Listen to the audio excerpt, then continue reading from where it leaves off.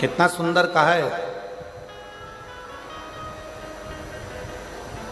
जब जिंदगी बहुत संघर्ष में चल रही हो, बहुत दुख का जीवन चल रहा हो, बहुत कष्ट का जीवन चल रहा हो, बहुत कष्टमय जीवन चल रहा हो, तब शमी के 5 पत्ते, शमी के 5 पत्ते एक दुर्वा के साथ एक अक्षत चावल का एक दाना, वो भी हल्दी में भिंगोया हुआ हो या केसर में भिंगोया हुआ हो,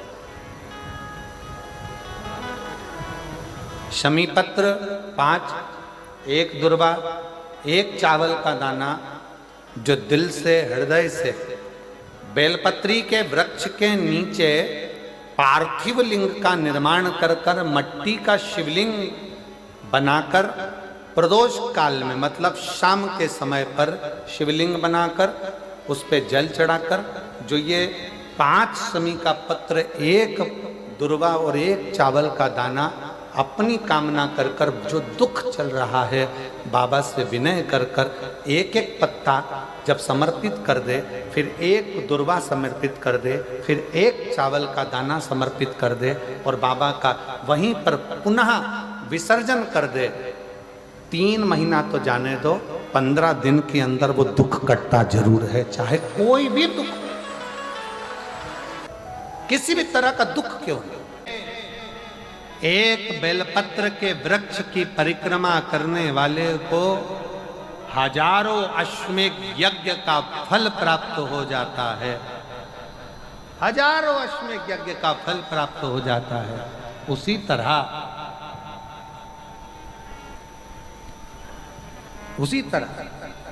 एक पार्थिव लिंग का निर्माण करने वाले को, मिट्टी का शिवलिंग का निर्माण कर कर पूजन करने वालों को 12 ज्योतिर्लिंग के शिवलिंग के दर्शन का पुण्य फल प्राप्त।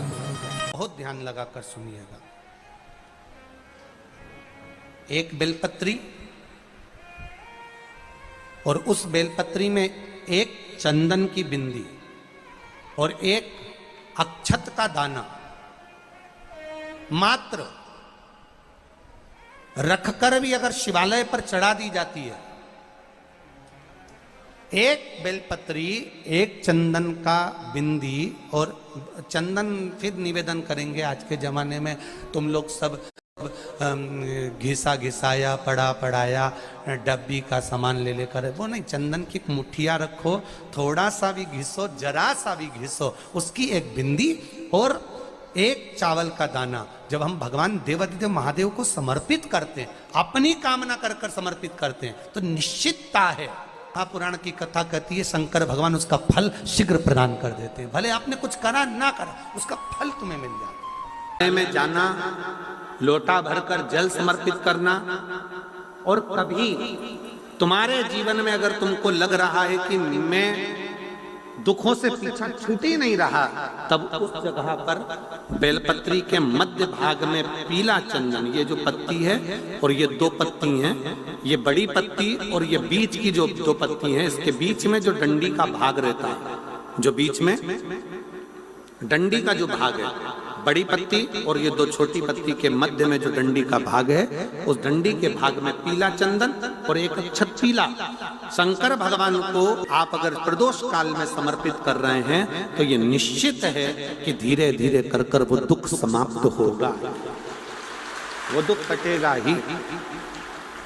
प्रगत वर्णन किया गया शंकर भगवान की आराधना में, शिव की आराधना में, जब तुम्हें लगता है कि तुम्हारा व्यापार नहीं चल रहा, कोई तुम्हें धोखा दे रहा है, लक्ष्मी नहीं आ रही, बहुत चिंता में पड़े हुए हो, बहुत टेंशन में जिंदगी चल रही है, बहुत बीमारियां तुमको घेर ली है और चारों तरफ अंधेरा ही अंधेरा नजर आ रहा है, तुमने विचार करा अब मैं तो मर जाऊं तो अच्छा, मैं सुसाइड कर लूं तो अच्छा, मैं मर जाऊं तो अच्छा, तो मरने से पहले एक काम कर कर देखना, शंकर भगवान की आराधना कर कर देखना, शिव पर एक लोटा जल चढ़ा कर देखना, और ज्यादा चिंता, ज्यादा टेंशन हो तो बेलपत्री के जड़ को घिसकर उसका चंदन बनाकर शंकर को लेपन कर कर उसकी भी आराधना कर कर देखना कि बेल चंदन का फल क्या। बेलपत्र, एक बेल, ये कोई साधारण नहीं। एक बेल पत्र, एक बेल, ये कोई साधारण नहीं। एक बेल, इसकी नीचे की डंडी से लेकर ये दो पत्तियां जहां लगी हैं और दो पत्ती से लेकर ये बीच की जो पत्ती है उसमें जो गैप है, उसमें जो जगह है, दिख रही है आपको? ये दो पत्ती से लेकर बीच की पत्ती के बीच में जो जगह खाली रहती है, 33 कोटि देवी देवताओं विराजमान रहते हैं इस बीच की जगह में।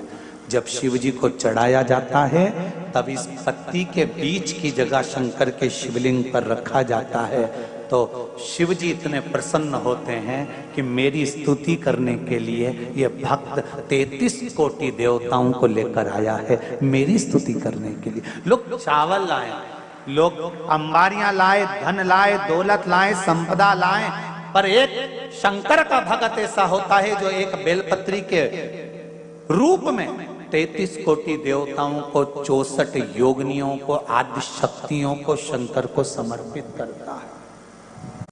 कितना सुंदर संवाद है, कितना सुंदर बात कही कि भूल से भी किसी तीर्थ में नहीं गए, कहीं हमने गौदान नहीं करा, कहीं हम किसी तीर्थ में नहीं गए, हमने कहीं गौदान नहीं करा, हमने कहीं ब्राह्मण भोजन नहीं कराया, हम कहीं गंगा यमुना कावेरी सरस्वती नर्मदा छिपरा पुण्यवान नदी में हम स्नान नहीं कर पाए। शिव महापुराण की कथा कहती है भूलवश भी अगर पिपलेश्वर या बटकेश्वर किसी शिवालय पर भूल से भी अगर एक लोटा जल चढ़ जाता है तो देव अधिदेव महादेव सारे तीर्थों का फल अपने आप प्रदान कर देते हैं। भूल से भी चढ़,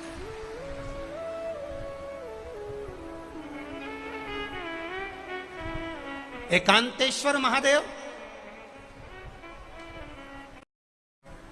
किसी तीर्थ में नहीं गए, कहीं हमने गौदान नहीं करा, कहीं हम किसी तीर्थ में नहीं गए, हमने कहीं गौदान नहीं करा, हमने कहीं ब्राह्मण भोजन नहीं कराया, हम कहीं गंगा यमुना कावेरी सरस्वती नर्मदा छिपरा पुण्यवान नदी में हम स्नान नहीं कर पाए। शिव महापुराण की कथा कहती है भूलवश भी अगर पिपलेश्वर या बटकेश्वर किसी शिवालय पर भूल से भी अगर एक लोटा जल चढ़ जाता है तो देव अधिदेव महादेव सारे तीर्थों का फल अपने आप प्रदान कर देते हैं। भूल से भी चढ़,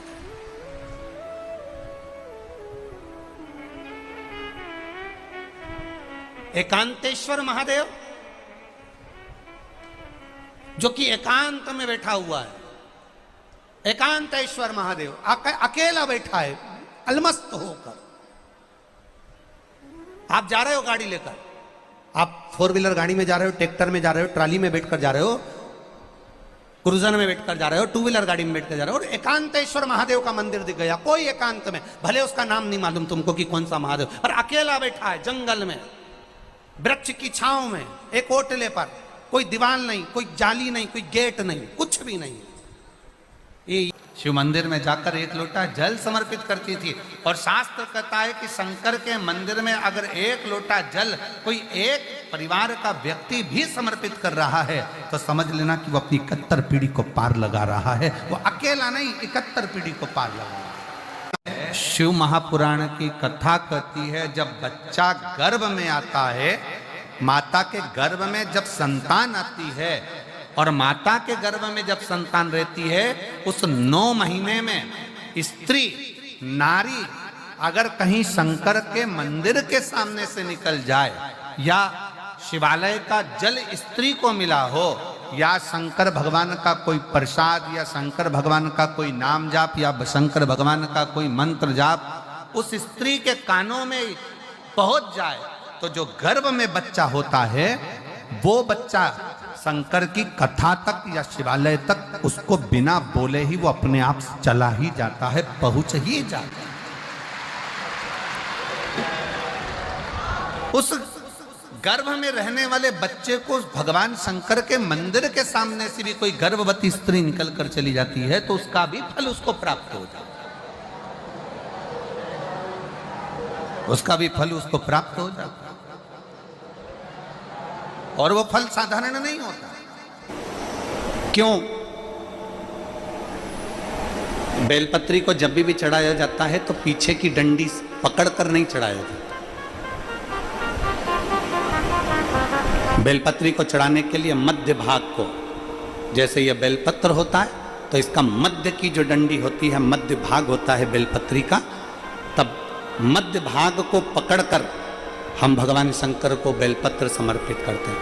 कोई भी बेलपत्र ऐसे नहीं चढ़ाता कि डंडी पकड़ के चढ़ा दिया, फिर पीछे की डंडी पकड़ के चढ़ा दिया, फिर पीछे की डंडी पकड़ के चढ़ा दिया, फिर डंडी पकड़ा, फिर चढ़ा दिया ना। मेरे देवादिदेव महादेव को जब भी बेलपत्र चढ़ाया जाता है तो मध्य भाग, पीछे की डंडी पकड़कर नहीं, मध्य भाग से भगवान शंकर को बेलपत्र समर्पित किया जाता है। मध्य भाग से जब भी पकड़ेंगे तो मध्य भाग को पकड़कर बेलपत्र समर्पित करेंगे। क्यों?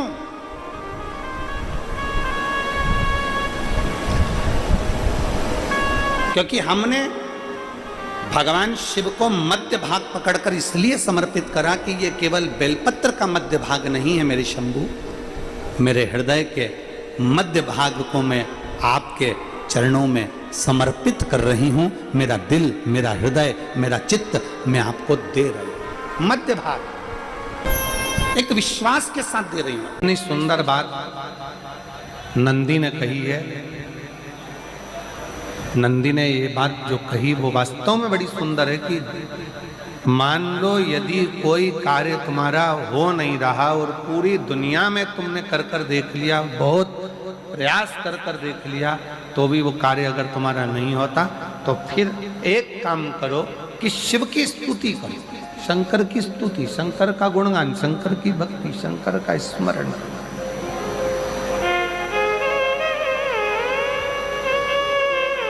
फिर शिव की स्तुति करिए, शंकर से विनय करिए, शंकर से निवेदन करिए, शंकर का गुणगान करिए।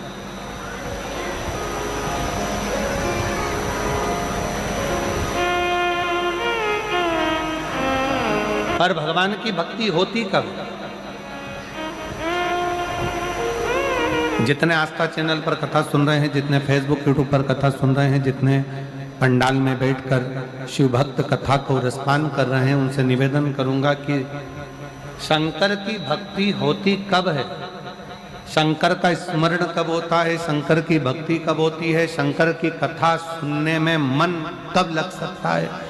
जब अपने भीतर की अभिमत्ता, अपने भीतर का अहम, अपने भीतर का अहंकार, अपने भीतर की आसक्ति, अपने भीतर का काम, अपने भीतर की तृष्णा जब दूर हो जाए तो समझो कि आप शिव में मन लगा बैठे। कितने सारे लोग बैठे हैं यहाँ पर कथा में, सब पंडालों के अंदर लोग शिव भक्त बैठे हुए हैं। कई लोग ऐसे भी होंगे जिनका आकर बैठ तो गए पर दिल नहीं लगता। दो जल व्यक्ति के जीवन को बदलते। कितने जल? जम के बोलो जरा। दो जल। एक देवादिदेव महादेव के लिए भरा गया एक लोटा जल और दूसरा है स्वयं के लिए भरा गया एक लोटा जल। यहाँ पर अगर बुजुर्ग मेरी माताएं बैठी होंगी, मेरी जीजियाँ बैठी हैं, मेरे जीजा बैठे हैं, बुजुर्ग जितनी माताएं बैठी हैं वो पुराने समय का अगर लेख उठाकर देखेंगे तो पुराने समय के लोग भोजन करने बैठते थे ना, तो भोजन करने से पहले अपने पानी के लोटे को भरकर, अपना गिलास भरकर बैठते थे। किसी ने देखा है कि नहीं देखा? जम के बोलो जरा, देखा है आप लोगों ने? पुराने समय के लोग जब भोजन करने बैठते थे, पुराने समय के लोग जब भोजन करने बैठते थे तो अपना पानी का गिलास, अपना पानी का लोटा पहले भरकर आसन लग जाता था, बहू आसन लगा देती थी, बहू खाना बना देती थी, घर की पत्नी खाना बना देती थी, भोजन बना देती थी, घर के लोग भोजन दे देते थे। थाली कोई भी लगा कर ला कर दे, थाली कोई सजा कर ला कर दे, पर घर का जो व्यक्ति खाना खाने बैठता था, भोजन करने बैठता था, वो अपना पानी स्वयं भर कर बैठता था।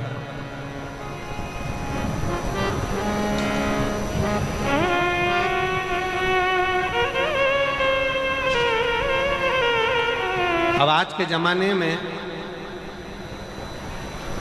दुनिया के लोग कहते हैं मैं दुकान चला रहा हूं, दुनिया के लोग कहते हैं मैं घर चला रहा हूं, दुनिया के लोग कहते हैं मैं ये कर रहा हूं।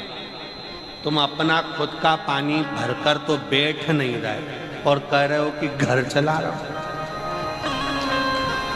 स्वयं का एक गिलास पानी व्यक्ति नहीं भर पा रहा। कितना सुंदर कहा है महाराज जी, बहुत सावधानी से सुनिएगा। दो जगह का जल व्यक्ति के जीवन को बदल देता है। एक शिव के लिए भरा गया जल और दूसरा स्वयं के लिए भरा गया जल। स्वयं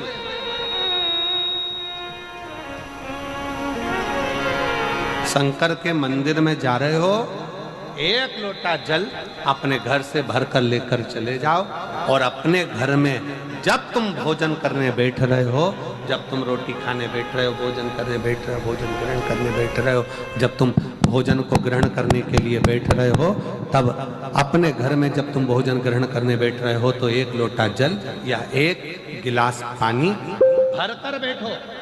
बहू अच्छी है, पानी भरेगी, मना नहीं है। बेटा अच्छा है, पानी भरेगा, मना नहीं है। पोता अच्छा है, पोती अच्छी है, नाती अच्छा है, पंती अच्छा है, घर में सब अच्छे हैं। तुम्हारी पत्नी भी अच्छी है, तुम खाना खाओगे तो वो पानी ला कर दे देगी। तुम्हारी बहू भी अच्छी है, तुम भोजन करोगे तो वो पानी ला कर दे देगी। तुम्हारा परिवार का हर व्यक्ति अच्छा है, तुम्हारा कहना मानता है। तुम जिमने बैठोगे, भोजन करने बैठोगे तो वो पानी ला कर देगा। पर शिव पुराण की कथा कहती है, जो व्यक्ति भोजन करते समय अपना जल स्वयं भर कर बैठता है, उसकी जिंदगी में से 3 रोग समाप्त हो जाते हैं। कितने रोग समाप्त हो जाते हैं? 3।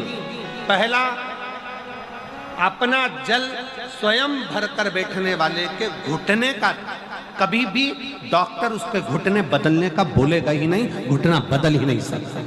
स्वयं का जल भर कर बैठे। दूसरे नंबर पर, जिसकी रीढ़ की हड्डी में कमर से लेकर कंधे तक जिसकी हड्डी में दर्द होता हो, या जो सुबह सुबह सोकर उठता हो और उसके कंधे दुखते हो या पीठ दुखती हो। दूसरे नंबर का रीढ़ की हड्डी का दर्द। और तीसरे नंबर का, डॉक्टर को दवाई खा खा कर परेशान हो गए और आधा सिर का रोग, भुकुटी, ये भौएं दुखती हो, सिर दुखता हो, ये कान के पास का दर्द होता हो, तो अपना भोजन करते समय अपना पानी स्वयं भर कर बैठो। आपको ये 3 रोग से मुक्ति अपने आप मिलना प्रारंभ हो, अपने आप। अब किसी ने कहा, गुरुजी पत्नी पानी ला कर देती है, पति पानी ला कर देता है, बेटा पानी ला कर देता है, बहू पानी ला कर देती है, पोता पोती पानी ला कर देते हैं, नाती पंती पानी ला कर देते हैं, नौकर लगे घर में वो पानी ला कर देते हैं, सेवादार लगे घर में वो पानी ला कर देते हैं, तो हमको पानी लाना क्यों जरूरी है?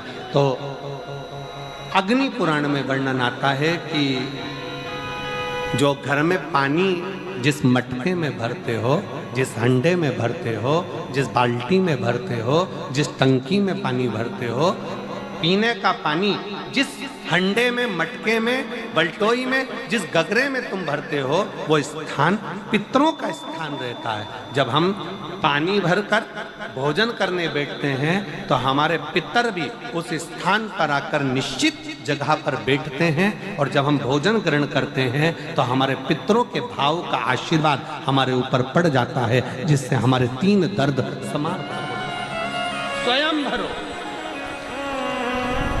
स्वयं।